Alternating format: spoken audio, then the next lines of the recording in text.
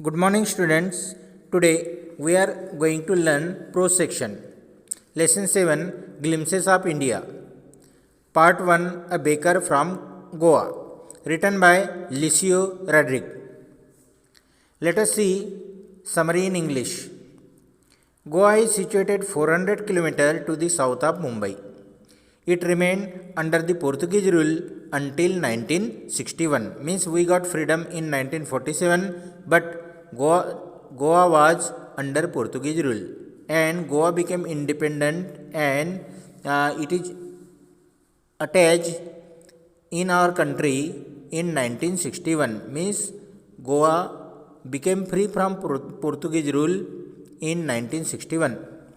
Then it became a part of our country India. In this lesson, the author recalls the days when he was a child and Goa was still under the Portuguese rule. The Portuguese were very fond eaters of their famous loaves of bread. Means they like loaves of bread too much. Now those eaters, means Portuguese, have left, but the makers of those loaves, means bread maker, are still there. Means bread makers, they are still in Goa. The traditional bakers still goes round the street to sell their loaves of bread. The author recalls how as a child he used to wait eagerly for the baker in the morning, early in the morning. The baker carried a basket on his head. He carried a bamboo stand with him. The third iron jingle of his bamboo announced his arrival. Means there was a bamboo stick in the hand of these lawmakers, bread makers, and they were holding it and they were hitting it on the street.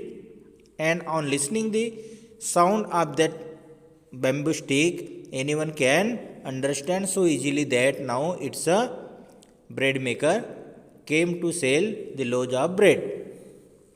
The baker carried a basket on his head. He carried a bamboo stand with him.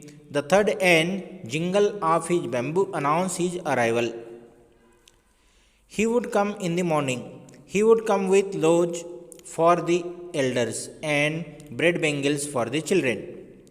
The jingling thud of his bamboo woke up the children from their sleep. They would run to him for their favorite bread bangles. The author says that he still recalls the fragrance of those bangles. He would be so eager to eat them that he never cared to brush his teeth or wash his mouth, says the author humorously. By making comedy, the author says the tiger never brushed his teeth. Hotty could wash and clean up everything so nicely. The author points out that no party, marriage, and religious festival could be thought of without the presence of the baker. The baker in the Portuguese days had a peculiar dress. It was called kabai. It was a single piece long frock reaching below the knee. Then, in the days of the author's childhood, the baker wore a half pant that reached below the knee. The baker used to be quite well to do. He had a jackfruit like appearance and looked quite happy. Now, let us see summary in Hindi. Goa Mumbai के दक्षिण में 400 kilometre दूरी पे है. गोवा 1961 तक पुर्तगाल लोगों के शासन के अधीन रहा. यानी पोर्तुगीज रूल था गोवा में 1961 तक. उसके बाद वह भारत का एक विभिन्न अंग बना. इस लेख में ऑथर ये कहता है कि ऑथर उस समय में वह बच्चा था और वह जब गोवा में पोर्तुगीज लोगों का रूल चल रहा था उस समय की बातें वो याद करता है. गोवा अभी भी पुर्तगाली शासन के अधीन था। पुर्तगाल लोग अपनी प्रसिद्ध पाव रोटियों को खाने के लिए बहुत ही शौकीन थे। अब वे खाने वाले तो जा चुके, यानी पुर्तगीज लोग तो चले गए, लेकिन पाव रोटी बनाने वाले वो अभी भी गोवा में हैं। पारंपरिक तरीके से वो गली गली घूमकर अपनी पाव रोटियाँ बेचते हैं। लेखक याद करता है कि वह किस तरह बचपन में पाव रोटी की प्रतीक्षा अर्ली इन द मॉर्निंग यानी सवेरे करता था, यानी उत्सुकता से वो पाव रोटियाँ बेचने वालों का इंतजार किया करता था। पाव रोटी वाले अपने सिर पर एक टोकरी लिए सुबह ही आते थे, मॉर्निंग में आते थे। वह अपने साथ एक बाम्बू की लकड़ी, कटोरी ऐसे कुछ लाते थे। वो बाम्बू की लकड़ी की टक टक की आवाज़ सुनकर जो बच्चे सोते रहते थे वो भी जाग जाते थे। वो समझ जाते थे कि अभी इट्स अ मॉर्निंग टाइम, यानी सवेरा हो गया। वह बड़ों के लिए पाव रोटी और बच्चों के लिए पाव गजरे लाया करते थे। उसकी वो लकड़ी की टक टक आवाज़ बच्चों को नींद से जगा देती थी। वे अपने मनपसंद पाव गजरों को पाने के लिए उनकी तरफ दौड़ते थे, यानी बच्चे वो पाव ब्रेड लेने के लिए उनके तरफ दौड़ते थे। आथर कहता है कि उसे अभी भी उस पाव ब्रेड की सुगंध याद है। वह उन्हें खाने के लिए बहुत ही ईगर रहता था, बहुत ही उत्सुक रहता था अर्ली इन द मॉर्निंग, और अपने दांतों को ब्रश करना भी भूल जाता था। दांतों को ब्रश करने या अपने मुंह को पानी से धोने की भी परवाह वो नहीं करता था। Here the author says humorously, यहाँ आथर यानी बड़े हास्य भाव से कहते हैं कि टाइगर यानी बाघ वो तो कभी अपने दांतों को ब्रश नहीं करते, तो गर्मा गर्म चाय वो अपने आप ही दांतों को धो लेती है, साफ कर लेती है, ऐसा वो ह्यूमरसली कहते हैं, विनोद से हास्य भाव से कहते हैं। आथर का कहना है कि पाव रोटी बेचने वाले की उपस्थिति के बिना किसी भी पार्टी, कोई भी मैरिज फंक्शन या रिलीजियस फंक्शन संभव ही नहीं है। उसके वो फंक्शन बिना पाव रोटी वालों के बारे में सोचा भी नहीं जा सकता।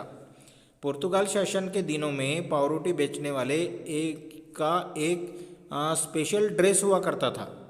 इसे कबाई कहा जाता था। यह घुटनों के नीचे तक पहुंचने वाली बिना जोड़ की सिंगल फ्रॉक हुआ करती थी।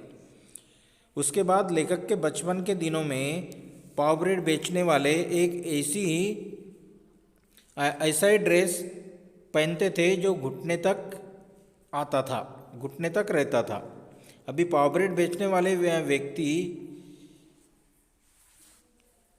वह देखने में किसी कटहल जैसे लगते थे और काफ़ी खुश नज़र आते थे।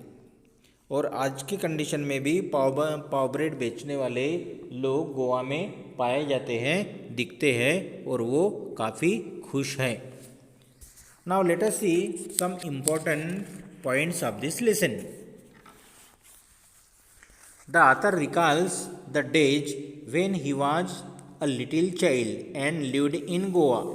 लेखक उन दिनों को याद करता है जब वह एक छोटा सा बच्चा था और गोवा में रहता था। The Portuguese had left Goa but their famous loaves of bread were still like. तो पोर्तुगीज लोग तो इंडिया छोड़ के चले गए, लेकिन उनकी जो प्रसिद्ध पाव रोटियाँ थी, लोज ऑफ ब्रेड थे, वो अभी भी इंडियन द्वारा, गोवा में रहने वाले लोगों के द्वारा पसंद किया जाता है। The sons still carried on the profession of their fathers, यानी पोर्तुगीज लोगों के ज़माने में जो भी पाव ब्रेड बनाने वाले थे उनके लड़के हैं, वो अभी भी पाव ब्रेड गोवा में बनाते हैं और बेचे जाते हैं। The arrival of the baker in the morning can still be heard. सुबह के समय में उनका जो अराइवल है, उनका आना अभी भी सुना जा सकता है, देखा जा सकता है। He comes with a basket on his head and with a jingling bamboo on his hand. वह अपने सिर पर एक टोकरी लेके आते हैं और वो जो बैम्बू स्टिक जो है उनकी झंझन ऐसी आवाज़ सुनाई देती है अर्ली इन द मॉर्निंग। वो जिंगलिंग बैम्बू स्टिक अपने हाथ में लेके आते हैं। The third and jingling of his bamboo wakes the children and they go running to him.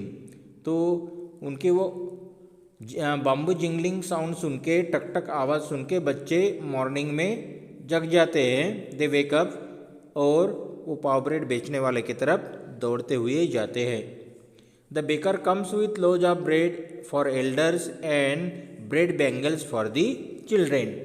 वो बड़ों के लिए पाव रोटियाँ और बच्चों के लिए पाव गजरे लाते हैं। The author remembers how as a child he used to go running at the sound of the baker's arrival. तो आथर यहाँ याद करते हैं कि वह बचपन में किस तरह पाव ब्रेड बेचने वालों के तरफ दौड़ते हुए जाते थे उनकी आवाज़ सुनकर। He can still recall the typical fragrance of those bread bangles. वह आज भी वो ब्रेड बैंगल्स की सुगंध का अनुभव महसूस करता है। He would be anxious to eat them with hot tea. He didn't think it necessary to brush his teeth. The tiger never brushed his teeth, he says humorously. वह उन पाव गजरों को गर्म चाय के साथ खाने के लिए बहुत उत्सुक रहते थे। कौन? आथर। आथर यानी चाय के साथ में ब्रेड खाने के लिए बहुत ही उत्सुक रहते थे, बहुत ही ईगर रहते थे अर्ली इन द मॉर्निंग। और वह अपने दांतों को ब्रश करना भी भूल जाते थे, ब्रश करना भी जरूरी नहीं समझते थे। और यहाँ आतर बड़े हास्य भाव से कहते हैं, शेर तो कभी अपने दांतों को ब्रश नहीं करते। The baker is an indispensable part of the Goan life.